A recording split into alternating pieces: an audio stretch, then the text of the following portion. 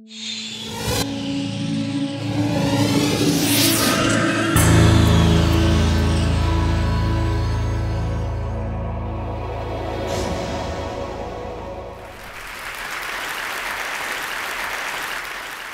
want to talk to you today about prosperity, about our hopes for a shared and lasting prosperity. And not just us, but the 2 billion people worldwide who are still chronically undernourished. And hope actually is at the heart of this.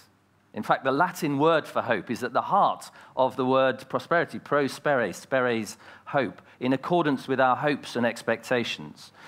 The irony is, though, that we have cashed out prosperity, almost literally in terms of money and economic growth. And we've grown our economies so much that we now stand in a real danger of undermining hope. Running down resources, cutting down rainforests, spilling oil into the Gulf of Mexico, changing the climate.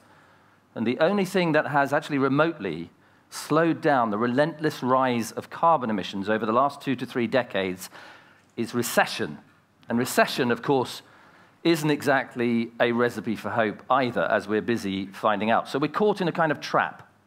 It's a dilemma of growth. We can't live with it, we can't live without it, trash the system, or crash the planet. It's a tough choice. It isn't much of a choice. And our best avenue of escape from this actually is it's a kind of blind faith in our own cleverness, in technology, in efficiency, in doing things more efficiently.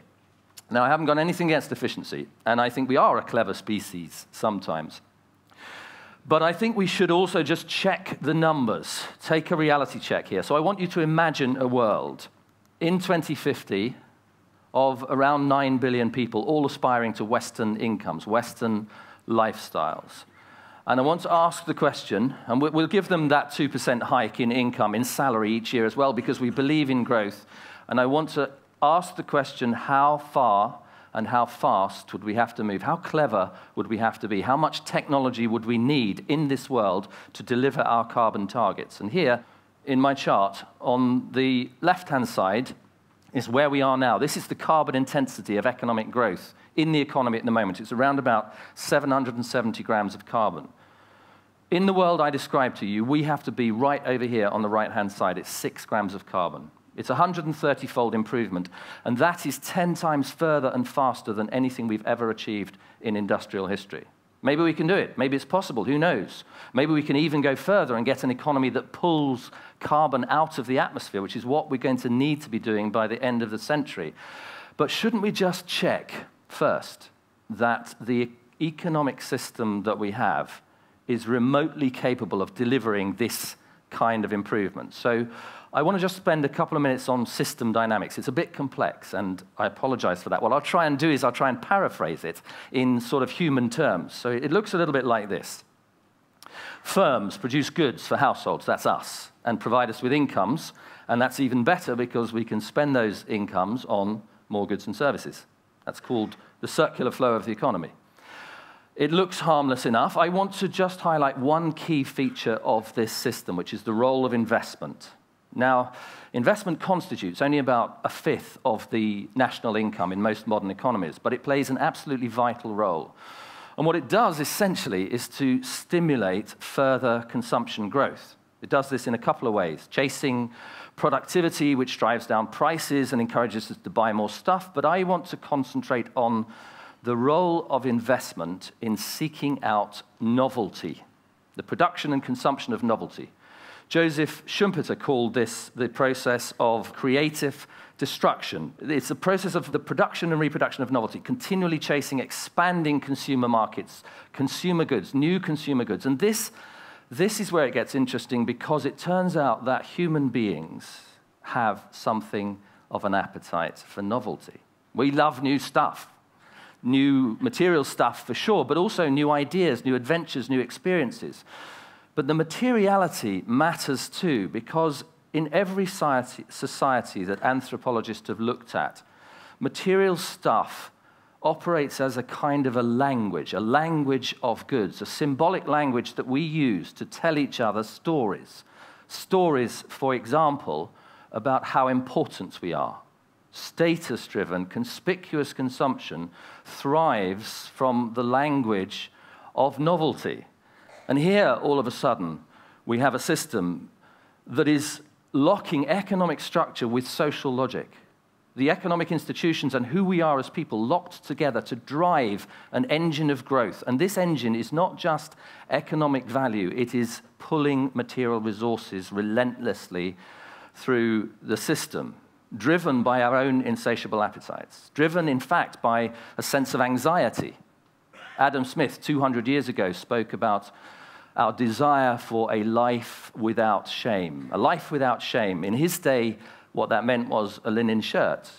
And today, well, you still need the shirt, but you need the hybrid car, the HD TV, 2 holidays a year in the sun, the netbook, an iPad, the list goes on.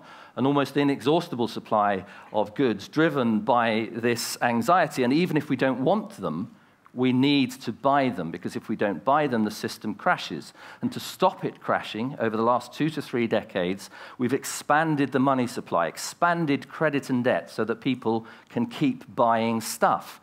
And of course, that expansion was deeply implicated in the crisis. But this, I just want to show you some data here. This is what it looks like, essentially, this credit and debt system, just for the UK. This was the last 15 years before the crash. And you can see there, consumer debt rose dramatically. It was above the GDP for 3 years in a row just before the crisis. And in the meantime, personal savings absolutely plummeted. The savings ratio, net savings, were below 0 in the middle of 2008, just before the crash. This is people expanding debt, drawing down their savings just to stay in the game. This is a strange, rather perverse story. Just to put it in very simple terms, it's a story about us, people, being persuaded to spend money we don't have on things we don't need, to create impressions that won't last on people we don't care about.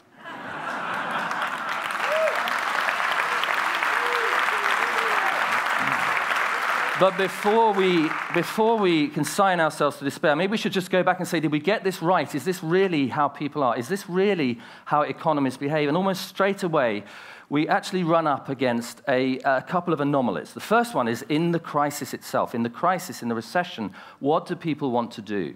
They want to hunker down. They want to look to the future. They want to spend less and save more. But saving is exactly the wrong thing to do from the system point of view. Keynes called this the paradox of thrift. Saving slows down recovery. And politicians call on us continually to draw down more debt, to draw down our own savings even further, just so that we can get the show back on the road, so we can keep this growth-based economy going. It's an anomaly. It's a place where the system actually is at odds with who we are as people. Here's another one, completely different one. Why is it that we don't do the blindingly obvious things we should do to combat climate change? Very, very simple things, like buying energy-efficient appliances, putting in efficient lights, turning the lights off occasionally, insulating our homes. These things save carbon, they save energy, they save us money. So why is it that though they make perfect economic sense, we don't do them? Well, I had my own personal insight into this a few years ago. It was a Sunday evening, Sunday afternoon. And it was just after, actually, to be honest, too long after we had moved into a new house, and I had finally got around to doing some draft stripping, installing insulation around the windows and doors to keep out the drafts. And my then 5-year-old daughter was helping me in the way that 5-year-olds do. And we'd been doing this for a while when she turned to me very solemnly and said, will this really keep out the giraffes?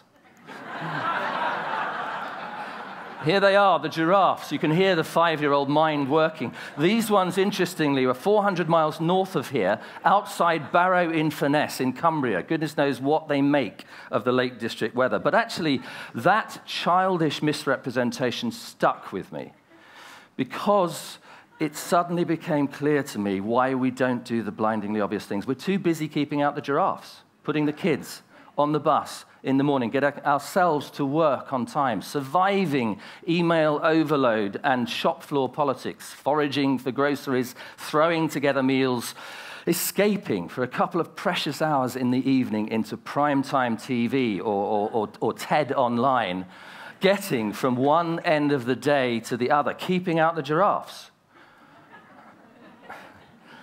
what is the objective? What is the objective of the consumer? Mary Douglas asked in an essay on poverty, written 35 years ago. It is, she said, to help create the social world and find a credible place in it. Now, that is a deeply humanizing vision of our lives, and it's a completely different vision than the one that lies at the heart of this economic model. So who are we? Who are these people? Are we these novelty-seeking, hedonistic, selfish individuals?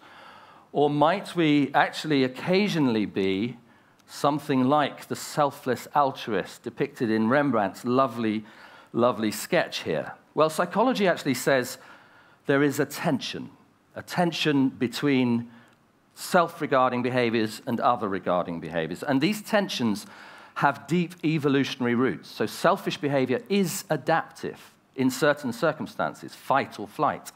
But other-regarding behaviors are essential to our evolution as social beings.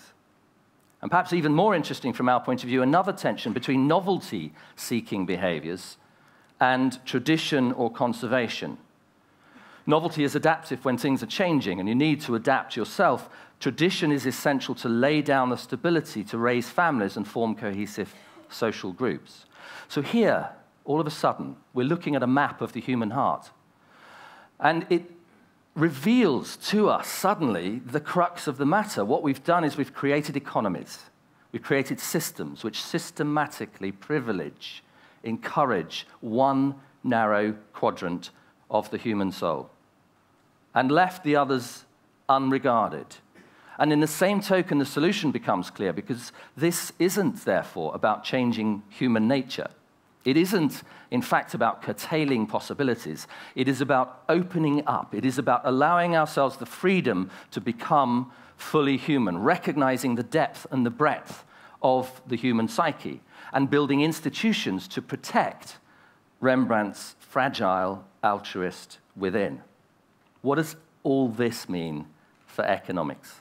What would economies look like if we took that vision of human nature at their heart and stretched them along these orthogonal dimensions of the human psyche? Well, it might look a little bit like the 4,000 community interest companies that have sprung up in the UK over the last 5 years, and a similar rise in B corporations in the United States. Enterprises that have ecological and social goals written into their constitution, at their heart. Companies, in fact, like this one, Ecosia, and I just want to very quickly show you this. Ecosia is an internet search engine. Internet search engines work by drawing revenues from sponsored links that appear when you do a search, and Ecosia works in pretty much the same way. So we can do that here. We can just put in a little search term. There you go, Oxford, that's where we are. See what comes up. The difference with Ecosia, though, is that in Ecosia's case, it draws the revenues in the same way, but it allocates 80% of those revenues to a rainforest protection project in the Amazon, and we're going to do it. We're just going to click on Nature Jobs UK, in case anyone out there is looking for a job in the recession. That's the page to go to. And what happened then was that the sponsor gave revenues to Ecosia, and Ecosia is giving 80% of those revenues to a rainforest protection project. It's taking profits from one place and allocating them into the protection of ecological resources. It's a different kind of enterprise for a new economy. It's a form, if you like, of ecological altruism. If perhaps something along those lines. Maybe it's that, whatever it is, whatever this new economy is, what we need the economy to do, in fact, is to put investment back into the heart of the model, to reconceive investment. Only now, investment isn't going to be about the relentless and mindless pursuit of consumption growth. Investment has to be a different beast. Investment has to be, in the new economy, protecting and nurturing the ecological assets on which our future depends. It has to be about transition. It has to be investing in low-carbon technologies and infrastructures. We have to invest, in fact, in the idea of a meaningful prosperity.